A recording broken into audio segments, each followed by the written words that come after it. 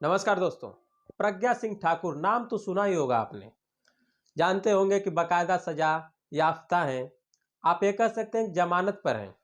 उन्होंने बहाना बनाया कि कैंसर हो गया है और जमानत पे हैं। भोपाल की जनता ने दिग्विजय सिंह को हराकर उनको एमपी भी बना दिया। इस देश में जिस तरह की राजनीति हो रही है, जिस तरह का पागलपन छाया हुआ है, उसमें कोई भी नफरत और जहर फैलाकर कहीं भी पहुंच सकता है। इसकी तमाम गवाहियां हमारे सामने उपस्थित हैं। तो प्रज्ञा सिंह ठाकुर जब नेता बन गईं तो बयान तो देने ही थे नाथूराम गोडसे के पक्ष में, तो कई बार बयान दे चुकी हैं। आज तक के इंटरव्यू देते हुए उन्होंने कुछ पुट दिए। सुनिए क्या कह रही हैं प्रज्ञा ठाकुर। को हमारे जिनको प्रधानमंत्री बनाया था, पहला प्रधानमंत्री, हम आपको रिकॉर्ड देंगे, इसका बिल्कुल प्रमाणित करेंगे। आज बता देते हैं, समय आपके पास कम है और इसलिए आज मैं बता रही हूं, एक पुट दे रही हूं आपको। हम उसका प्रमाण देंगे आपको और पूरा लंबा देंगे। मैं कह रही हूं कि जब कोई व्यक्ति प्रधानमंत्री बन जाए तो इतनी लालसा थी जवाहरलाल नेहरू को, इतनी लालसा थी इस बात की कि हम कितनी जल्दी हस्ताक्षर कर दें। तो जब संविधान बना, उनके जब हस्ताक्षर होने लगे तो पहले राष्ट्रपति के हस्ताक्षर होते हैं, लेकिन उन्होंने सबसे पहले अपने हस्ताक्षर कर दिए, जगह ही नहीं बची। तो राष्ट्रपति जी को बाद में हस्ताक्षर, साइड में हस्ताक्षर करवाए गए बाद में संविधान में। 1950 के समय की बात होगी ना? हाँ, जी। उस समय की मैं बात कर रही हूं। आप सोचिए कि जिस व्यक्ति को, जो पहला प्रधानमंत्री, जिस व्यक्ति को ये एहसास नहीं, जिसको अपने कर्तव्यों का भान नहीं, जिसको ये नहीं पता कि हमें कहां हस्ताक्षर करना है, उस व्यक्ति ने राष्ट्रपति के पहले हस्ताक्षर कर दिए। लेकिन हमारे विनम्र राष्ट्रपति जी, तत्कालीन राष्ट्रपति जी ने कोई बात नहीं सम्मान करते हुए साइड में हस्ताक्षर किए, थोड़े नीचे किए, और ये हमारे लिए बड़ी शर्म की बात है। ये देश के लिए शर्म की बात है। इस बात के लिए उनके खानदान को माफी। तो प्रज्ञा ठाकुर इतिहास पढ़ा रही हैं। आजकल कोई भी इतिहास पढ़ाने लगता है, जिसको देखो वही इतिहास पढ़ाने लगता है। फिल्मों में गीत लिखने वाले इतिहास पढ़ाने लगते हैं, फिल्मों बनाने वाले इतिहास पढ़ाने लगते हैं। नेता तो खैर दुनिया के हर विषय के मास्टर होते ही हैं। एक चुटकुला सुन लीजिए। आर चतुर्वेदी ने अपनी कविता में यह चुटकुला लिखा था कि एक बार प्रिंसिपल ने हिंदी के टीचर को विज्ञान पढ़ाने के लिए कहा। टीचर ने हाथ जोड़ के कहा, इतने विद्वान तो सिर्फ नेता ही होते हैं। अब एग्जैक्टली वर्ड्स आगे पीछे होंगे, लेकिन शैलेश भाई की कविता का अर्थ यही था। तो जो हमारे नेता होते हैं, वैसे भी नेता और पत्रकार ऐसे हैं जो दुनिया के सारे विषयों पर बोलते हैं। तो जो नेता, जो हमारी प्रज्ञा ठाकुर हैं, वह मंच पे बैठ के पुट देती रहीं और आज तक की पत्रकार बैठकर पुट लेती रहीं। सीधी सी बात है कि ना प्रज्ञा जी ने कोई इतिहास पढ़ा है और ना ही हमारी जो पत्रकार हैं उन्होंने कोई पढ़ाई की है।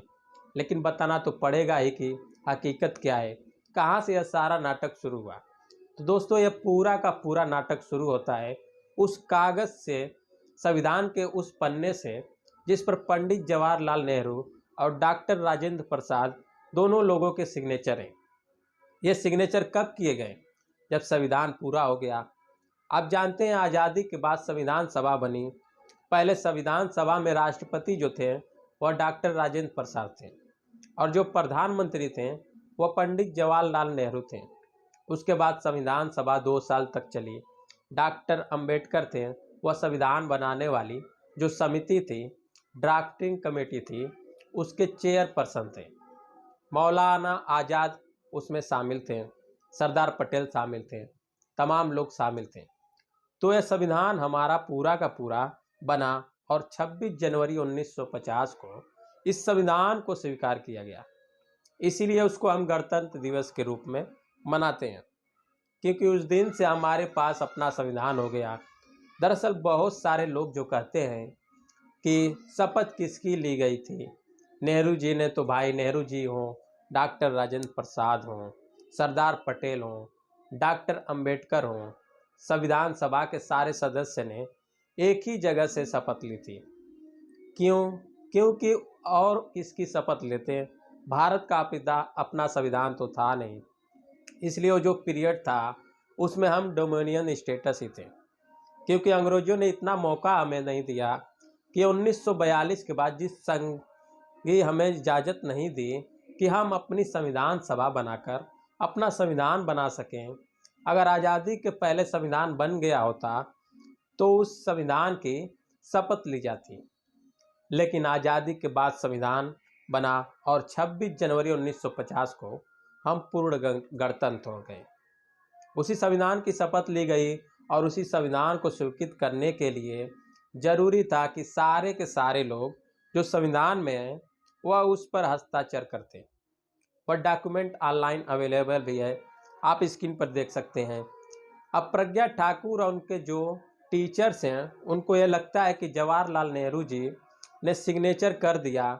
सबसे पहले तो उसके ऊपर जगह ही नहीं थी बची, नहीं तो राजेंद्र प्रसाद जी सिग्नेचर करते हैं। इनको शायद समझ में नहीं आता है कि जिस तरह से अपने राष्ट्रपति को सम्मान देते हैं कि संसद के उद्घाटन में भी वह नहीं है, सोल कार्यक्रम भी नहीं है। क्यों नहीं है? अपनी जाति के कारण नहीं है या किसी और वजह से नहीं है।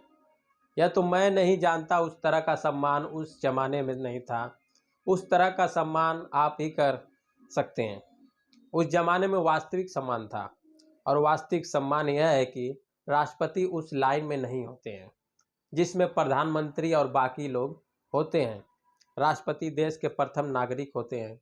इसलिए आप यह जो कागज लगा हुआ है इसमें देख रहे होंगे कि जो लाइन से सिग्नेचर की वो 2 लाइन संविधान सभा के सदस्यों की है और वो दोनों लाइनें एक साथ ही चल रही हैं।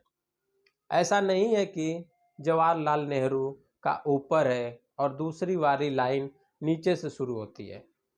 तो वो पद्धति थी जिसमें सबसे पहले जवाहरलाल नेहरू ने साइन किया, मंत्रिमंडल के सदस्यों ने साइन किया, बाकी संविधान सभा के लोगों ने साइन किया और दोनों लाइनों के ऊपर बीच में डॉक्टर राजेंद्र प्रसाद हमारे पहले राष्ट्रपति ने साइन किया। यही तरीका होता है बताने का कि राष्ट्रपति इन सबसे ऊपर हैं या पूरी की पूरी सेना राष्ट्रपति के कमांड में है। अगर 2 टुकड़ियों सेना की हो, एक सेना की लाइन यह तो दूसरी लाइन यह हो, तो कमांडर क्या एक लाइन के आगे खड़ा होता है? नहीं, दोनों लाइनों के बीच में सबसे आगे कमांडर खड़ा होता है। वही कमांडर हमारे संविधान के डॉक्टर राजेंद्र प्रसाद हैं। लेकिन चंदूर से गंदगी निकालने की प्रैक्टिस करता रहता है, पूरे टाइम उसका काम ही है। कुछ लोग जाते हैं गुलाब का अगर बगीचा हो तो कुछ लोग जाते हैं गुलाब की खुशबू लेते हैं, कुछ लोग जाते हैं हरी पत्तियों की खुशबू लेते हैं और कुछ लोग होते हैं कि उसमें जो गंदी खाद डाली गई होती है उस खाद को उंगली से निकाल के उसकी खुशबू लेते हैं। तो इतिहास वाले वही हैं जो जहाँ भी खूबसूरती दिखती है वहाँ गंदगी से निकाल कर खुशबू लेने लगते हैं। और जाहिर है कि हमारी जो प्रज्ञा सिंह ठाकुर हैं उनके पास कोई इतिहास की किताब तो पहुँची नहीं, उनके पास ऐसी ही बदबू फैलती हुई चीज़ें पहुँच गई और वह आज तक के मंच पर वही बेवकूफ़ बातें कर गई। सच्चाई है कि आज तो कंडीशन यही है कि पत्रकार भी पार्टी के ही सदस्य हैं। ज़्यादातर गोदी मीडिया जो है वो भाजपा के प्रवक्ता की तरह काम करता है। मुझे क्यों यह बात बताने की ज़रूरत पड़ी? मुझे यह बात बताने की ज़रूरत इसलिए पड़ी कि हमारे इतिहास का बेहद गौरवशाली दिन था 26 जनवरी 1950, जब हम गुलामी का जुआ उतार 150 साल की गुलामी का जुआ उतार कर एक शानदार लोकतंत्र बनाए गए थे। मैं आपको बता दूं कि पाकिस्तान को 20 साल लग गए हैं अपना संविधान बनाने में, तो भी ठीक से नहीं बन पाया। अब भी वहाँ बहस चलती रहती है और हम ऐसे देश में हैं जहाँ हिंदू, मुसलमान, सिख, ईसाई, ब्राह्मण, दलित, आदिवासी सारे लोग थे। सबको बराबर अधिकार देते हुए मात्र 2 वर्षों में शानदार संविधान बना लिया और 26 जनवरी को उसको लागू करके हम एक पूरी तरह से सार्वभौमिक संपूर्ण गणतंत्र बना गए। जी हाँ दोस्तों, वीडियो पसंद आए तो चैनल को सब्सक्राइब जरूर कीजिएगा।